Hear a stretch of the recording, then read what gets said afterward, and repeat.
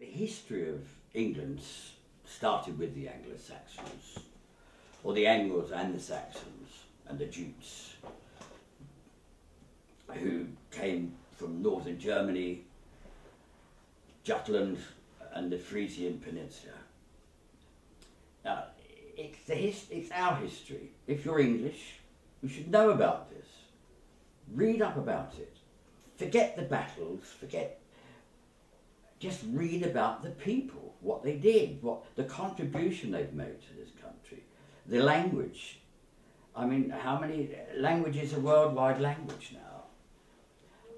The history before the Norman conquest. That's what I'm interested in. After the Norman conquest, for me, that's the Dark Ages. The Dark Ages began for me in 1066 with the death of Harold Godwinson and the Saxon nobility at a place we call Battle now. And the Normans did their best to destroy most of Anglo-Saxon culture. Well, they were still speaking French up into the 14th century at court. And if it wasn't people like Chaucer, maybe we would still be speaking patois French like they do in the Channel Islands. There was a class or caste system, but not as rigid as it was under the Norman rule. What they made sure that if you were Norman descent or anyone but English, then you were higher class than any of the English peasantry. We didn't have a peasantry, we just had, there were villagers, cottagers, and unfortunately there were slaves, but that was the time they were usually captives in war. But even the slave could have bought his freedom under Anglo-Saxon law. So for me it was a more just society. As I see it, the Anglo-Saxons were the first hippies. They loved bright colours. They loved wonderful material, jewellery, gold, glittery. They wrote poetry. They were romantics. Their philosophy was a lot about fate. They believed in fate. And they saw life as a ship, a rudderless ship on the sea. And the sea is sometimes calm, sometimes stormy, sometimes very rough. So the ship goes whichever way the sea goes. And they saw their lives like that. And they wrote many poems about it. But they also wrote lots of riddles. They did like a joke and riddles. The Exeter Book of Riddles is famous, and I suggest you should read it. It's good fun. They also had a liking for food, parties, drink, and magic mushrooms. And they were, well, in those days they were considered by the rest of Europe as the same as they see us now, quite eccentric. And sometimes they thought effeminate because of their bright colours and their silks. But they wore their hair very long.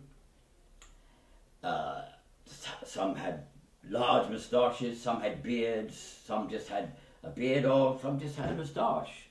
We're talking about the men, of course. And the women had, that's if you belong to the upper classes, they had equal rights. And Christianity was not quite the same as it is under Pope's rule at the time. In fact, they were excommunicated. Their priests were married. And they were kind of, you know, they liked a good time, but considered mad by lots of Europeans. And also, they were very envious of Anglo-Saxon England. It was a house of treasure, of great wealth, of great learning. And most of Northern Europe wanted it. The Vikings, the Normans, who originally were Vikings, the Northmen, that's what it means, the men from the north, Normandy. They were given the land by the King of France to keep them off his back, mainly. But they soon adopted French manners, the French speech, and Christianity. They did like sort of suffering. They were very sort of strict, brutal, harsh, not a fun group at all.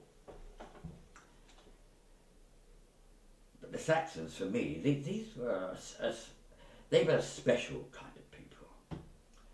Their beautiful illustrations in their books of the Gospels, the Lindisfarne Gospels, their colour.